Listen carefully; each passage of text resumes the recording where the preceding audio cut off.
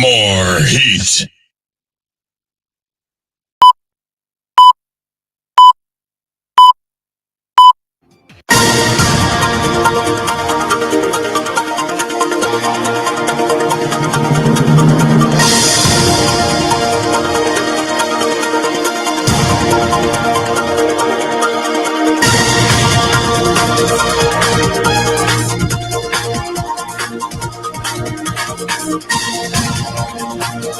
A pleasant good morning from Royal Communications Incorporated Kings FM. Welcome to Kings Newsroom.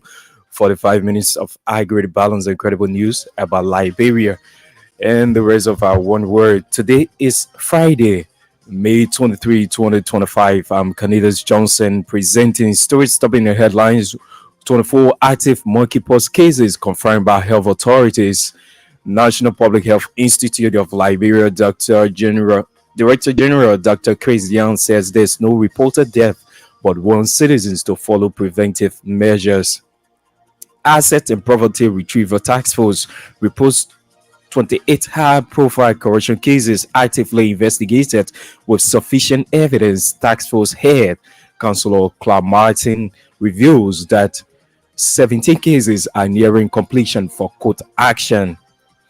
Broom County District 5 lawmakers accuses Representative Speaker Richard Cohn of unilaterally removing previous heads of committee due to alignment with former Speaker Councillor Fonati Kofa. Representative Eugene Nambwe threatens legal action to correct abuse of the House standing rules. Away from Liberia, House Republicans have passed a sweeping multi-trillion-dollar tax breaks package, a narrow victory for President Donald Trump and House Speaker Mike Johnson after weeks of negotiation with conservative holdouts. And Italy has backed Donald Trump's suggestion that the Vatican might mediate talks on negotiating a ceasefire in Ukraine, while he appears keen to step back from the process himself. The news bulletin, voices of the newsmakers, are all packaged in this early morning edition of the program. We take a very short break to be right back.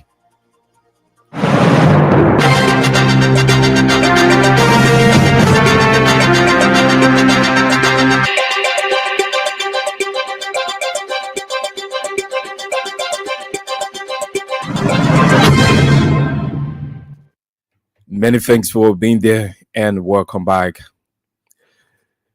Liberian health authorities have confirmed 24 active cases of monkeypox with no reported deaths so far.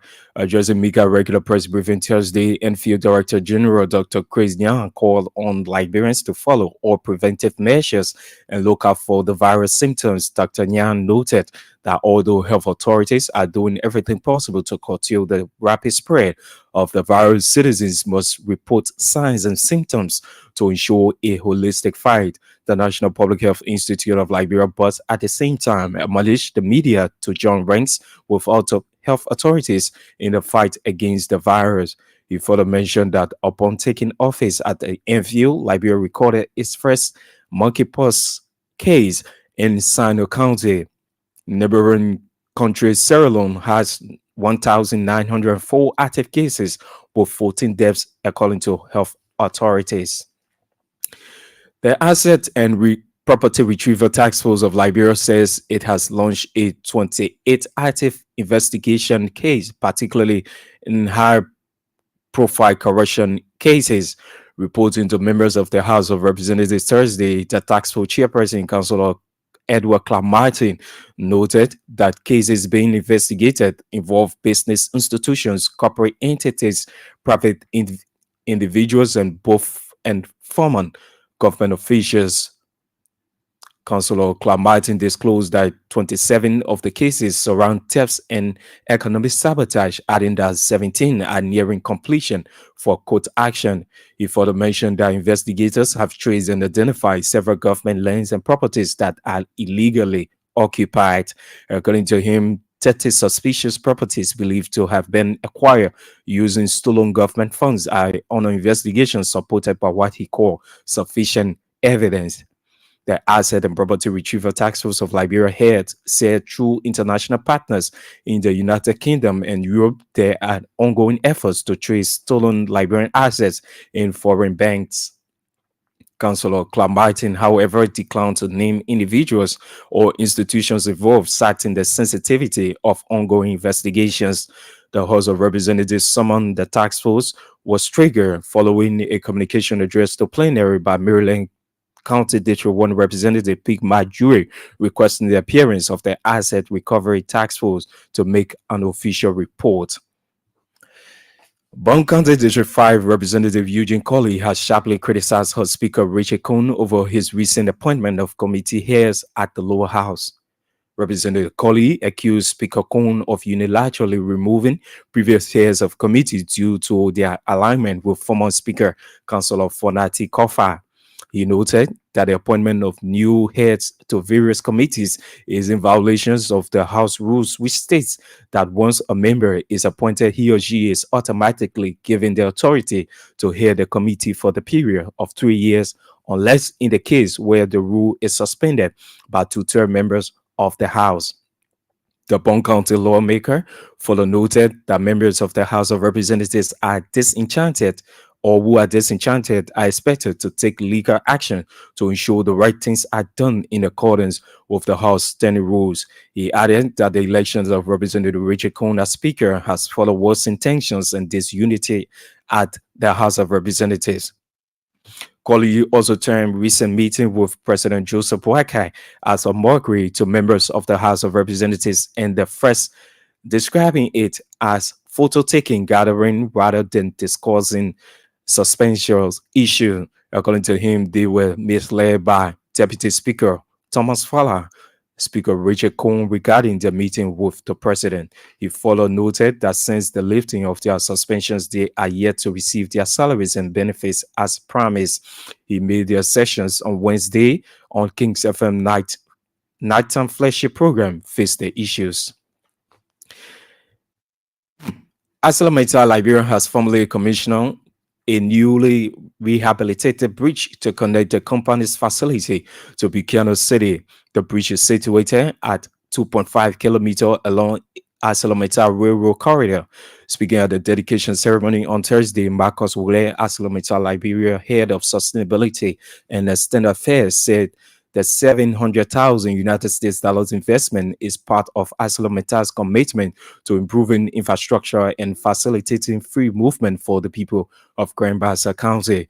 According to him, the initiative is part of ArcelorMittal's broader efforts to support Liberia's development through infrastructure upgrades, including rail and port expansions, reinforcing the company's role as a key contributor to the region's economic growth and community well-being.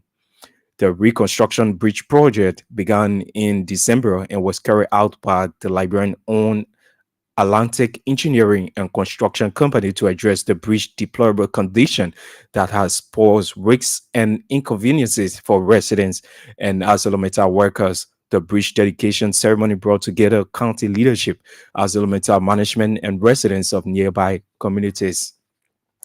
The Alternative National Congress has suspended Representatives Anthony Williams of Maryland County District 2, Nathaniel Bowie, Grand Creek County, District Number 1, and Jan Flomo, along with its National Vice Chair for Finance and Investment, Phoebe Harris.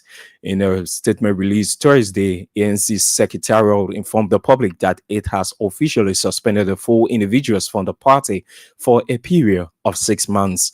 According to the release, the decision was reached in accordance with Article 24, Section 5 and Article 26 of ANC Constitution, which guide disciplinary actions and uphold the standards of accountability within the party. The press statement added that on Tuesday, May 20, 2025, a duly convened meeting of the ANC Executive Committee was held at the party's national headquarters. In line with constitutional procedures, the decision to suspend the lawmakers was made by a two-thirds majority vote of Executive Committee members present. In furtherance, ANC disclosed that Representative Williams, Bowie, and Flomo failed to honor an official invitation extended to them to appear before the party's investigative panel. The panel was constituted to examine their conduct during the recent impasse at the House of Representatives, during which they acted in clear contravention of the party's stated position and directives. The commander-in-chief of the Economic Freedom Fighters of Liberia has cited bureaucratic bottlenecks as a major factor hindering the operations of the Asset Recovery Task Force. Speaking in the radio interview Thursday, Emmanuel Gongwe revealed that the administrative structure of the task force prevents him from actively performing his duties.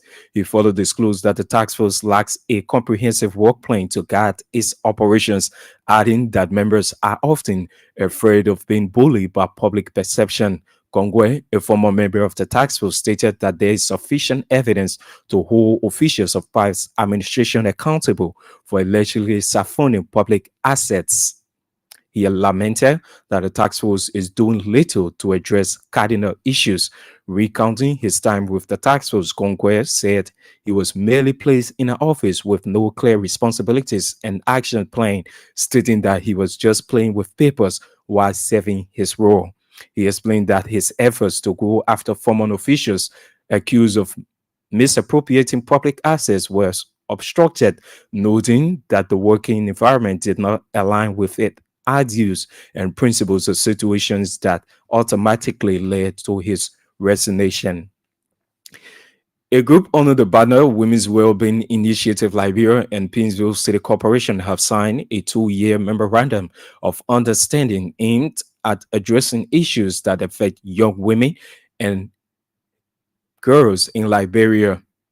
The agreement will address critical issues affecting girls and young women in the community, including access to healthcare, reproductive healthcare services, and health education. Amelia Yanfo, Director of Health at PCC, and Amada Bahuja, Chief Executive Officer of the Women's Wellbeing Initiative Liberia, signed on behalf of their respective institutions.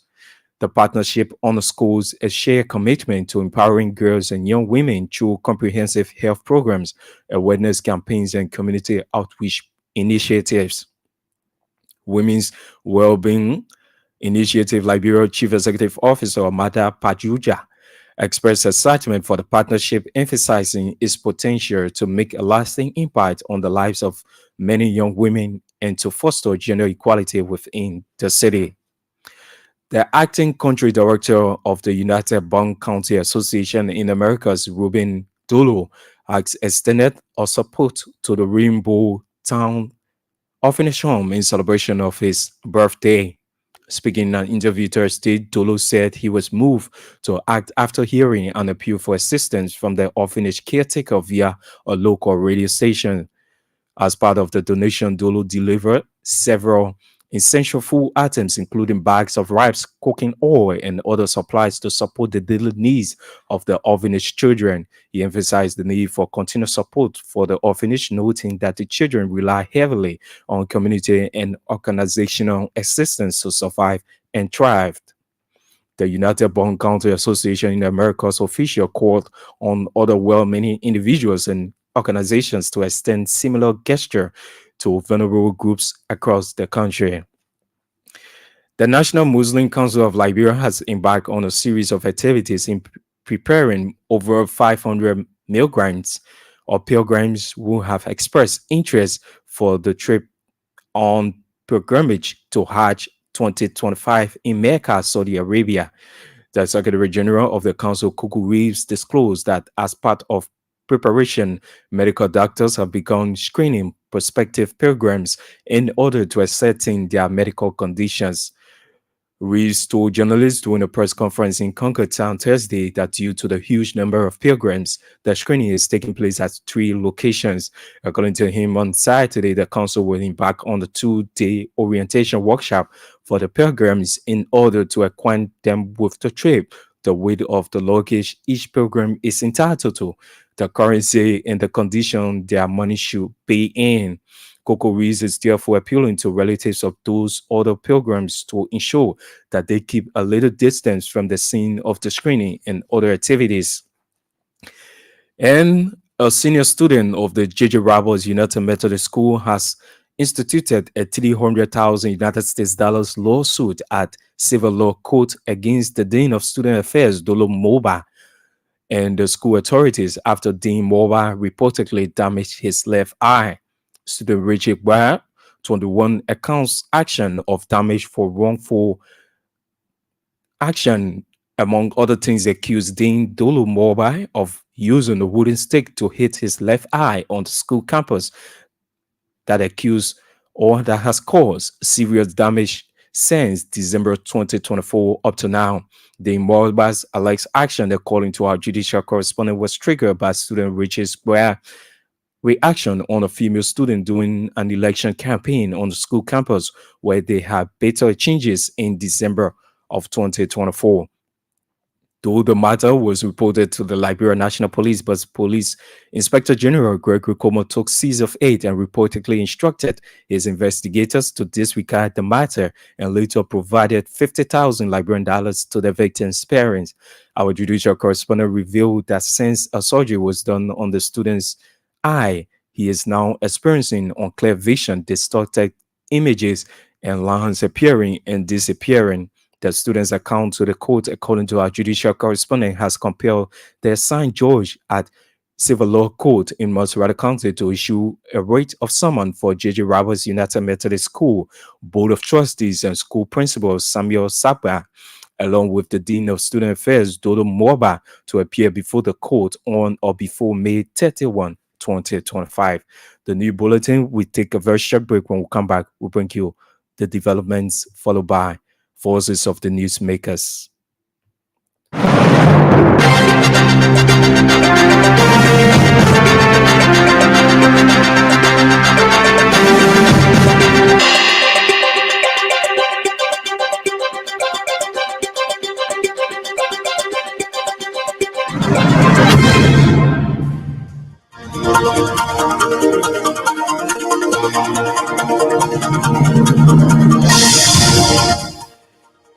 And indeed, if you just joining us, as a reminder, you are in tune to King's Newsroom, 45 minutes of high-grade balance, incredible news about Liberia and the rest of our one world. Today is Friday, May 23, 2025. I'm Candace Johnson presenting one of our top stories. A Broom County District 5 lawmaker accuses Speaker Richard Kuhn of unilaterally removing previous heads of committees due to alignment with former Speaker Councilor Fanati Kofa. Representative Eugene Colley threatens legal action to correct abuse of the House standing rules. Let's now bring you voices of the newsmakers. Today's development now, Liberia's health authorities have confirmed 24 active cases of monkeypox with no reported deaths so far. Addressing MEGA regular press briefing Thursday, NFIL Director General Dr. Chris Nyan called on Liberians to follow all preventive measures and look out for the virus symptoms. Dr. Nyan noted that although health authorities are doing everything possible to curtail the rapid spread of the virus, citizens must report signs and symptoms to ensure a holistic fight. The National Public Health Institute of Liberia must at the same time admonish the media to join ranks with health authorities in the fight against the virus.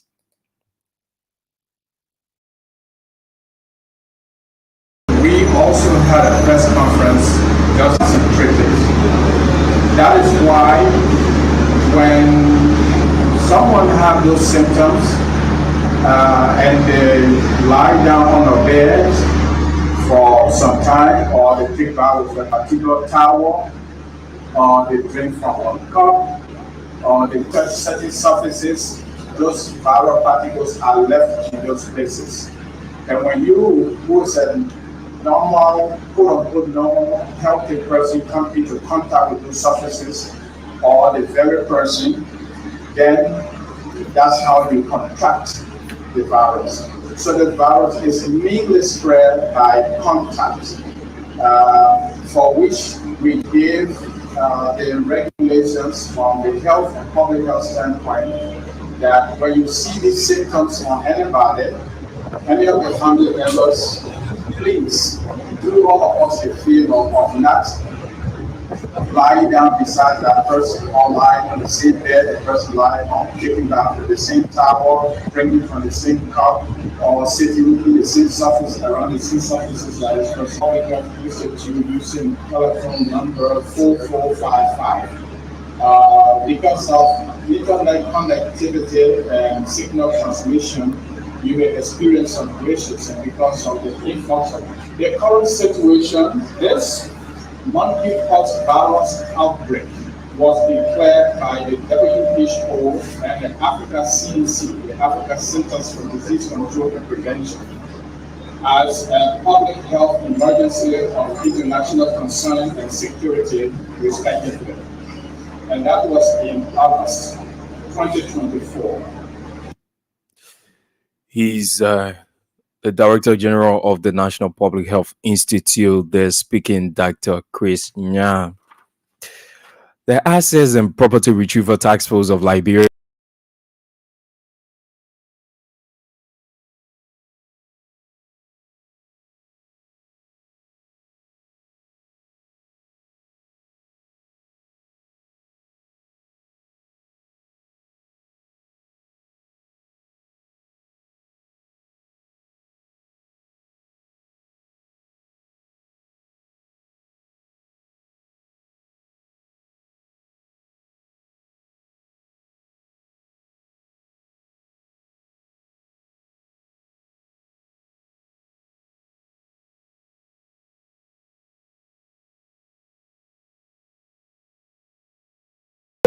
Active investigation that includes high-profile corruption cases have been launched.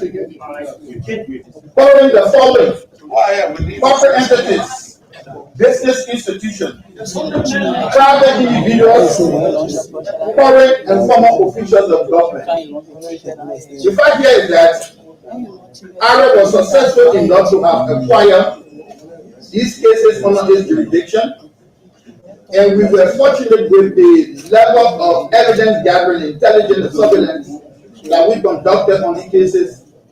We were able to now pin down those that are involved, the institutions that are involved, the amount that are involved as to the theft, misapplication, and economic sabotage.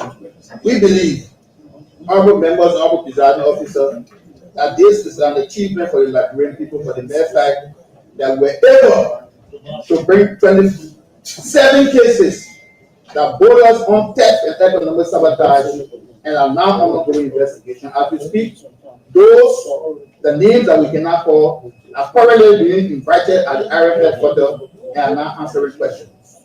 Out of the 27 cases, 17 cases are nearing completion for post-litigation. The government of Nigeria, from the past, have been owning some properties in the lands. Those days they were referred to as convenient lands. And those properties now in the rural counties are mainly pushed upon by private citizens and private individuals. So Arab in this, Arab 30 suspicious properties believed to be built from government stolen funds have been traced and identified and are currently undergoing investigations. Our mandate requires that we look into the issue of suspicious assets. That is, we are under the doctrine of conducting what we call lifestyle audits on former imperial officials of government who have acquired properties far beyond the legitimate remunerations that are being given to them by government. is the and Property Retrieval Task Force. They're reporting to members of the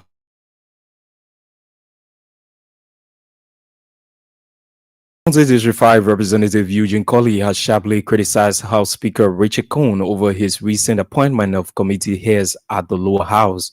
Representative Colley accused Speaker Cohn of unilaterally removing previous heads of committees due to their alignment with former Speaker Councillor Fonati Kofa. He noted that the appointment of new heads to various committees is in violation of the House rules, which states that once a member is appointed, he or she is automatically given the authority to head the committee for the period of 3 years, unless in the case where the rule is suspended by two-term members of the House. We went to an election after all of the talk show in Liberia at the House of Parliament, and we noticed, though, the guys use that usual techniques, and at the end of the day, you cannot fight government at our extent, so they won. Now, you won the election. The first thing you're supposed to do is to do inclusion. Okay. It really meant that peace the building. But the very people that you gave power to when you were in your renegade posture, the same people after you won and maintain them on those bureau committees. And our rule 59, says that in order to get rid of any committee, as a speaker, you should be able to dissolve. That is to take committee from one person to another. You should dissolve all the committee. You have the power as a speaker. You are elected. Get it to turn and dissolve the committee. When you dissolve the committee, then you reappoint. But we noticed that on Richard Namekong, who is the speaker current, did not that. He did not dissolve the committees. And he went on doing appointment. We know that. We are aware that it is wrong. Then, let me not talk about benefit. No, that's something they told the former speaker that they were going to give us benefits. So he, because the country need to be at peace. So that's to look at. That's why our rule is clear. Our rule says when you are appointed on a committee, you stay on that committee until after 3 years. The only way the head of the committee or the co-chair of the committee can be removed, either you as the chair write plenary and say that I no longer remain on this committee, I want to be a neutral person in the house, or to tell the majority of the house, give power that you relinquish the position, not because you did not treat your colleagues well or whatever. The Bond County lawmaker further noted that members of the House of Representatives who are disenchanted are expected to take legal actions to ensure the right things are done in accordance with the House standing rules. He added that the election of Richard Coon as Speaker has followed worsened tensions and disunity at the House of Representatives. Kwali also termed recent meeting held with President Joseph Boakai as a mockery to members of the House of Representatives and the first branch of government, describing it as a photo-taking gathering rather than discussing substantial issues. According to him, they was misled by Deputy Speaker Thomas Fala Richard Coon as Speaker regarding the meeting with the President. Look, Eddie, we were put on the box that the President has sent for us for discussion. We wanted to go yesterday. On Fala are the one who initiated the meeting. We were only given a chance to introduce ourselves. No other statement made. So I saw that as a photo taking meeting. So I'm going to stay there to take photo. I'm going to stay there to take photo. I had to walk away. So the current chair on executive wrote in our chat room that the president has initiated a meeting that we as a member need to attend. Reason behind the meeting, we don't know until we get there. Until we get there before the president had to inform us that this meeting was not initiated by him, the speaker and the deputy speaker. In fact, it was in that meeting that the chair had to have us informed that there will be just a single agenda. If there's any other thing that discussed with the president, any grievances, It will be discussed later. How can you cajole us this way? We are not children. We were elected by our people to come and represent them. So for that, I see that the guys still have the honor sleeve. And because of this, I'm not seeing this process ending so soon. No, but Eddie, we will go to court. We are going to court so that the right thing can be done. The first thing we all went to court for was Okun was not speaker. In the court room today, we were going to have election. Now he's a speaker. The next thing is we will go to court informing the court that the committee's appointment by the speaker is in violation of our rules. His Broom County District 5 Representative Eugene Colley there speaking. Indeed, if you just joining us, as a reminder, you are in tune to King's News Broom, 45 minutes of accurate, balanced, incredible news about Liberia and the rest of our one word. Today is Friday, May 23, 2025. Stories stopping the headlines. 24 active cases of monkeypox confirmed by Liberia Health Authorities. National Public Health Institute of Liberia Director General Dr. Chris Nyan says there is no reported death, but warns citizens to follow preventive measures. Access and Property Retrieval Task Force reports 28 high-profile corruption cases actively investigated with sufficient evidence. Task Force Head Councillor Claude Martin reveals that 17 cases are nearing completion for court action. Broom County District 5 lawmaker accuses Speaker Richard Kuhn of unilaterally removing previous heads of committees due to alignment with former Speaker Councillor Fonati Kofa. Representative Eugene Colley threatens legal action to correct abuse at the lower house. And away from Liberia, House Republicans have passed a sweeping multi-trillion-dollar tax breaks package, a narrow victory for President Donald Trump and House Speaker Mike Johnson after weeks of negotiation with conservative holdouts. And Italy has backed Donald Trump's suggestion that Vatican might mediate talks on negotiating a ceasefire in Ukraine, while he appears keen to step back from the process himself. We'll take another break. When we come back, we'll bring you more developments on the program.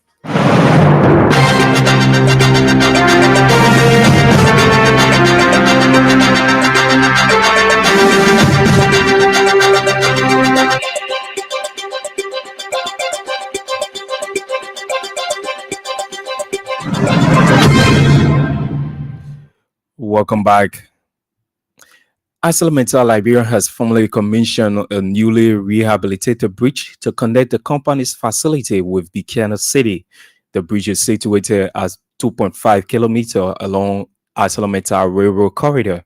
Speaking at the dedication ceremony on Thursday, Marcus Wole, ArcelorMittal Liberia Head of Sustainability and External Affairs, said the $700,000 investment is part of ArcelorMittal's commitment to improving infrastructure and facilitating free movement for the people of Grand Bassa County. According to him, the initiative is part of ArcelorMittal's broader efforts to support Liberia's development through infrastructure upgrades, including rail and port expansions, reinforcing the company's role as a key contributor to the region's economic growth and community well-being.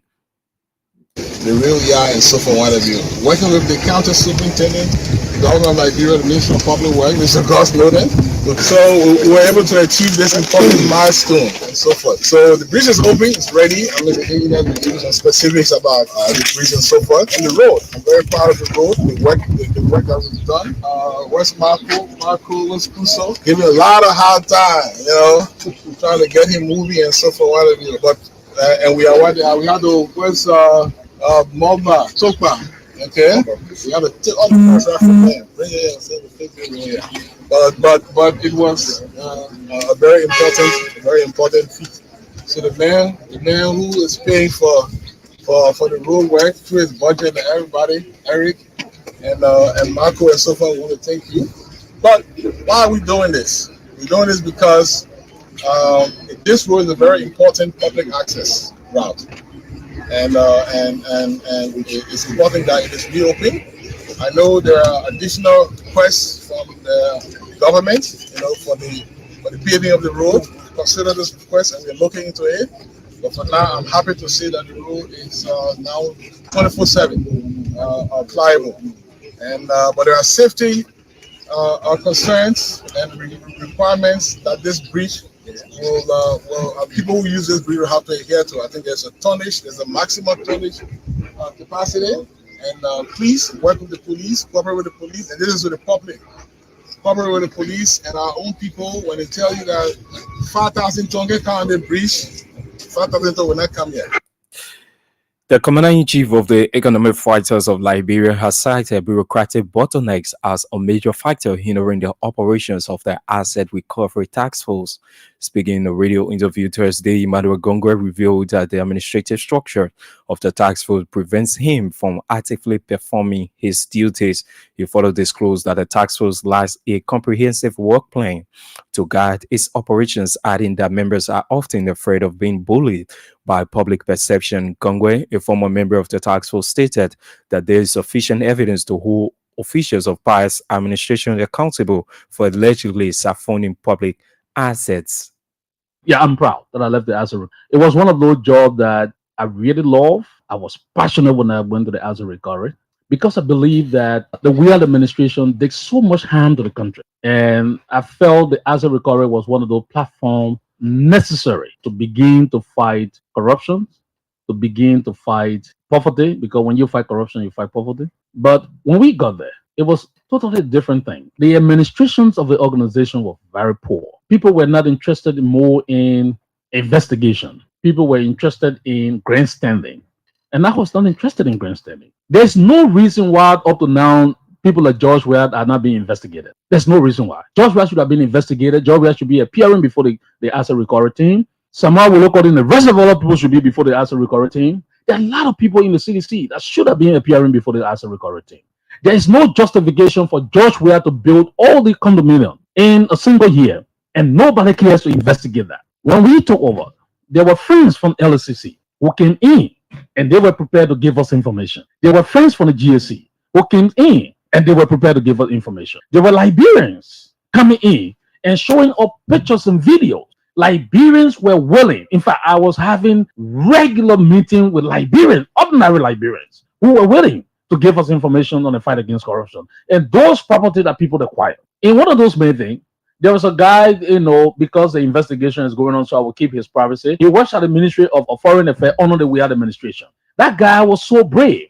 He went to the computer expert, changed his facing on his passport. He's a black guy, but made himself black because he was escaping with his family to go to Canada. That guy, we needed to stop him immediately. The information was available. Computer expert that did the work came to me. When you take that information to a colleague in the Asset Recovery, nobody want to act. We were so slow. Then I realized that every time I want to take certain action, I'm told that I'm legally wrong. Many times the Justice Ministry people will say you are wrong.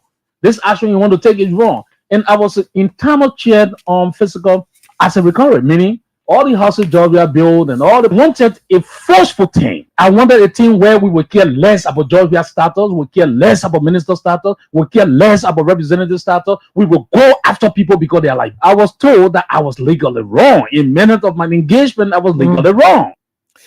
He's the commander-in-chief of the Economic Freedom Fighters of Liberia, Emmanuel Gongwe. They're speaking. Today's development now, the National Muslim Council of Liberia has embarked on a series of activities in preparing over 500 pilgrims who have expressed interest for the trip on the pilgrimage to Hajj 2025 in Mecca, Saudi Arabia. The Secretary General of the Council, Kuku Reeves, disclosed that as part of preparation, medical doctors have begun screening prospective pilgrims in order to ascertain their medical conditions. Reeves told journalists during a press conference in Konkatan Thursday that due to the huge number of pilgrims, the screening is taking place at 3 locations. Between now to Monday, today, as you can see, the Muslim Council of Liberia is packed with Hujjaj and their relatives they have come to officially start the screening, and the screening is part of the hash. It's part of the hash protocol. You will have to go through screening. You will know we have to know your health status before you can enter into Saudi. So based on that, we'll follow your trend as to whether the illness that you have, how you can be treated. So based on that, formally we have started the screening, and that screening continue from now until Monday up to Friday. In succession, you will have screening going on into 3 facilities, 3 destinations, 3 venues, and one have to be the Muslim Council of Liberia. The second one is Moscow, and Moscow is a health facility that's located at MVTC, where you have New Hope. And the next one is Soiree Clinic, Medicover. Medicover is in Pakopin. So this is how we have tried to decentralize the screening, because all cannot be done at the national headquarters of the National Muslim Council. So we are using those 3 facilities to make sure that indeed the successful hash that we all yearning for will come to fruition. Next to that is on Saturday and Sunday, there's another protocol that intervene into the process. That is, we'll be having officially opening the workshop, and the workshop is intended to make sure that the Muslims or the Hujjaj that will be leaving from here going, the prospective pilgrims that are leaving from here to go to Saudi, they will have some in-depth of the activities, all of the places they need to go, because it is a journey that it is the first time of many people. If you look at the number of people that are going, about 95 to 98% of them, they are newcomers. There are people is their first time, some people is their second time, some people is their third time, and what have you. So based on that, you have to give them the procedure, the teaching, the manner in which how you are going to perform Hajj. And Hajj is not just to go and see, but rather to go and make the sacrifices and pray for your country, pray for yourself, pray for the deceased. He's the Secretary General of the Muslim Council of Liberia, Kuku Reeves, there speaking. Away from home now, House Republicans have passed a sweeping multi-trillion dollar tax package, a narrow victory for President Donald Trump and House Speaker Mike Johnson after weeks of negotiations with conservative holdouts. Trump's big, beautiful bill passed with a vote of 215 against 214, with 2 Republicans joining Democrats to oppose it and 1 voting present. It now heads to the Senate, where it will have the chance to be approved or to change provisions of the bill. The U.S. president allies on Capitol Hill has celebrated his package of victory, with Johnson saying it gets America back on winning again. A long policy priority of President Trump, that legislation extends soon to expire tax cuts passed during his first administration in 2017, as well as provide an influx of money for defense spending and to fund the president's mass deportations. And Italy has backed President Donald Trump's suggestion that the Vatican might mediate talks on negotiating a ceasefire in Ukraine, while he appears keen to step back from the process himself. Prime Minister Giorgio Meloni's office said Italy was ready to facilitate contacts and work towards peace in Ukraine, and it viewed positively what it said was the Pope's willingness to host the talks at the Vatican. In fact, there's no firm agreement yet on further discussions. Last Friday meeting with Russian and Ukrainian officials in Istanbul brought additional demands from Moscow, not progress. Pope Leo said last week the Vatican was always ready to bring enemies together. He will make every effort for peace to prevail. But the Holy sees the idea of hosting or even mediating talks, which Trump suggested was an option, is more a hope for now than any concrete plan. Well, that's all the time we have for this early morning edition of King's Newsroom. But just before we go, yeah, our stories we closely follow in the headlines. 24 active monkeypox cases confirmed by health authorities. National Public Health Institute of Liberia Director General Dr. Christian says there's no reported death, but warns citizens to follow preventive measures. Asset and Property Retrieval Task Force reports 28 high-profile corruption cases actively investigated with sufficient evidence. Task Force Head Councillor Edward Clamartin reveals that 17 cases are nearing completion for court action. Bond County District 5 lawmaker accuses Representative that Speaker Richard Coon of unilaterally removing previous heads of committees due to alignment with former Speaker Councillor Fonati Kofa. Representative Eugene College threatens legal action to correct abuse of the House standing rules. Away from home, House Republicans have passed a sweeping multi-trillion-dollar tax breaks package, a narrow victory for President Donald Trump and House Speaker Mike Johnson after weeks of negotiations with conservative holdouts. Italy has backed Donald Trump's suggestion that the Vatican must mediate talks on negotiating a ceasefire in Ukraine, while he appears keen to step back from the process himself. Many thanks to all of our contributors, editors, and reporters who help in making this edition of King's Newsroom. Our sources join us this afternoon at 1 p.m. for another edition of the program. On behalf of the entire team, my name is Cornelius Johnson. I present it. Many thanks for listening and watching. Good morning.